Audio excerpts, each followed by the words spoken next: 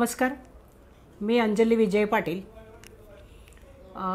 मी दिलासा बहुउद्देशीय संस्थेच्या माध्यमातून व्यसनमुक्ती क्षेत्रामध्ये काम करते।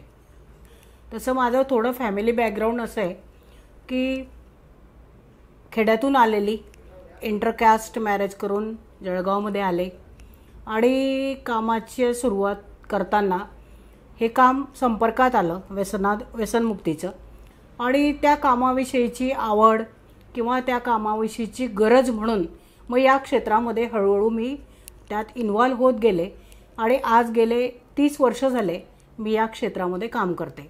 मला रोजगाराची गरज होती, त्यावेळेस मी कामाच्या निमित्ताने, काम शोधण्याच्या निमित्ताने घराबाहेर पडले आणि मी या संस्थेच्या संपर्कात आले की जिथं व्यसनमुक्तीचं कार्य केलं जात होतं।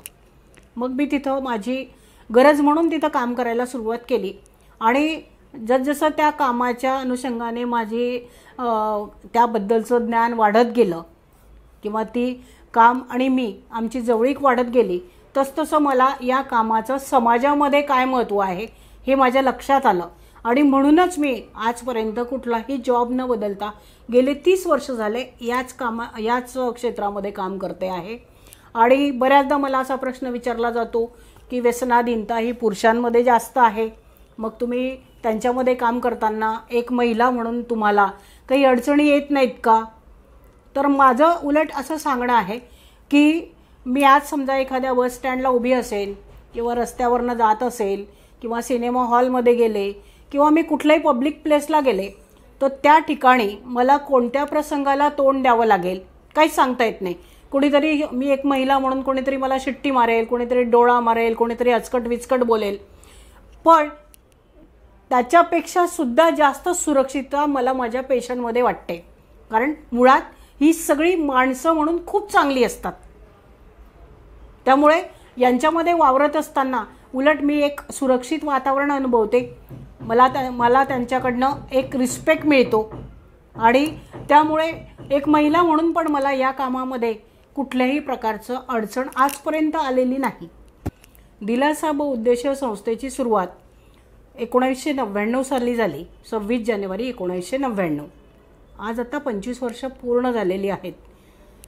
या 25 वर्षामध्ये साधारण 10,500 पेशंट आमच्याकडनं व्यसनमुक्त होऊन बाहेर पडलेले आहेत।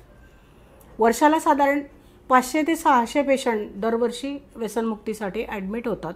आज आता 60 पेशंट ॲडमिट आहेत आमच्याकडे। 1 महिन्याची उपचार पद्धती आहे।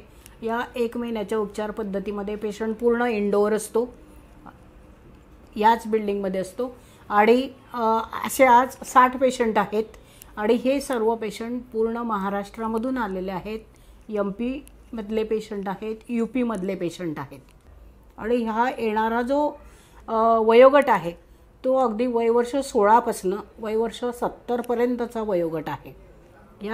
यात अगदी आर्थिक दृष्टिकोनातून अतिशय कमी उत्पन्न गट असण्यापासून अगदी वेल एस्टॅब्लिश आर्थिक दृष्टिकोनातून असे पेशंट आमच्याकडे ॲडमिट झालेले आहेत। शिक्षणाच्या बाबतीतही तशीच परिस्थिती आहे।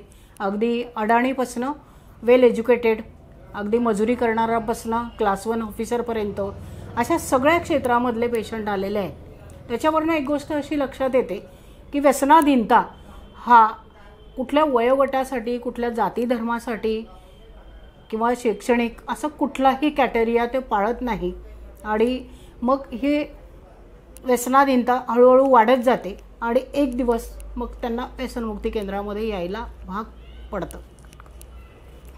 तर या 25 वर्षाच्या कालावधीमध्ये माझ्या एक गोष्ट अशी लक्षात आलेली आहे की या व्यसनाधीनतेच्या बाबतीमध्ये घरामधनं असेल, समाजामधनं असेल, जेव्हा कमी प्रमाणामध्ये किंवा अगदी नॉमिनल अशा स्वरूपामध्ये जेव्हा व्यसन असतं तेव्हा त्याला विरोध केला जात नाही, की तो विरोध सुरू होतो, अगदी त्याचं प्रमाण वाढत जातं आणि घरामध्ये आर्थिक तंगी यायला लागते, कौटुंबिक संबंध बिघडायला लागतात, तेव्हा याला विरोध सुरू होतो आणि त्यावेळी विरोध करून काहीच उपयोगाचा नसतो। म्हणून माझी ज्या महिला आहेत, आज आता 8 मार्चच्या निमित्ताने माझी महिलांना अशी विनंती आहे की आपण जे हे विशेषतः मी महिलांना याच्यासाठी म्हणते की हा विरोध जो होणारा आहे हा महिलांकडनं होणं आवश्यक आहे. तो मुळात तो होत नाही. तर तो विरोध अगदी पहिल्या पेकपासनं, पहिल्या विड्यापासनं, म्हणजे तंबाखू असेल किंवा गुटखा असेल तर पहिल्या विड्यापासनं, विडी सिगरेट असेल तर पहिल्या झुरक्यापासनं तो विरोध तिथं झाला पाहिजे. म्हणजे मग हे प्रमाण हळूहळू ते वाढत जाणार नाही आणि आपल्या जीवनामध्ये जी सुखशांतता काल होती तीच पुढे कायम स्वरूपामध्ये राहील. आज आत्ता जर आपण मृत्यूदराचा विचार केला तर या मृत्यूदरात सगळ्यात प्रमुख कारण जर कुठलं असेल तर ती व्यसनाधीनता आणि व्यसनाधीनतेशी संबंधित आजार आहेत. मग एवढ्या गंभीर समस्येकडे शासन त्या दृष्टिकोनातून का बघत नाही? जर दारूमुक्ती केली, दारूबंदी केली किंवा नशेसाठीचे जे पदार्थ आहेत त्याच्यावरती जास्त रिस्ट्रिक्शन आणलेत तर हा जो होणारा समाजाला होणारा हा जो त्रास आहे तो त्रास थांबून जाईल. म्हणून सगळ्या महिलांनी एकत्र येऊन याच्याविषयी एक वाक्यता किंवा पुढाकार घेऊन त्याला विरोध झाला पाहिजे. आणि आपण उभे राहिलो तर आपण आपल्या जीवनामध्ये हा जो राक्षस आहे, ज्याला आपण राक्षसच म्हणू, जो आपण लहानपणी कथेमध्ये गोष्टींमध्ये ऐकलेला आहे, तो राक्षस आपणच त्याला गाडू शकू असं मला तरी वाटतं. आज आत्ता आपण सगळ्या महिला पुरुषांची बरोबरी करतोय, ती चांगली गोष्ट आहे. पण त्यातली वाईट गोष्ट एक अशी आहे की त्या बरोबरीमध्ये आता व्यसनाधीनतेने पण प्रवेश केलेला आहे. त्यामुळे ज्या मिडल एज आहेत किंवा ज्या तरुण आहेत किंवा ज्या कॉलेजवयीन मुली आहेत त्या शिक्षणाच्या निमित्ताने बाहेर जातात, आईवडिलांपासून कुठेतरी 500-700 किलोमीटरवरती असतात आणि अशा वेळेस मग त्यांच्या हातून पण या अंमली पदार्थांचं सेवन होतं आणि त्यांचं शिक्षणावरचं लक्ष डायव्हर्ट होऊन चुकीच्या दिशेला जातं.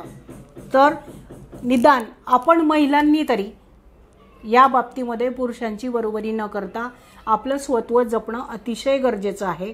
आणि या 8 मार्चच्या निमित्ताने मला असं वाटतं की आम्हा महिलांना एक सुरक्षित सामाजिक वातावरण हवं आहे. एक आम्हाला आमच्या मनाप्रमाणे जगण्याची एक मुभा हवी आहे आणि ती देण्यासाठी आपण सगळ्यांनी एकत्र येऊन आपण ती मुभा पण घेऊ आणि ते सुरक्षित वातावरण पण निर्माण करून घेऊ असं मला वाटतं. दिलासा व्यसनमुक्ती केंद्र Jalgaon. Phone number 94 23 15 93 44. Second number 98 22 84 85 58.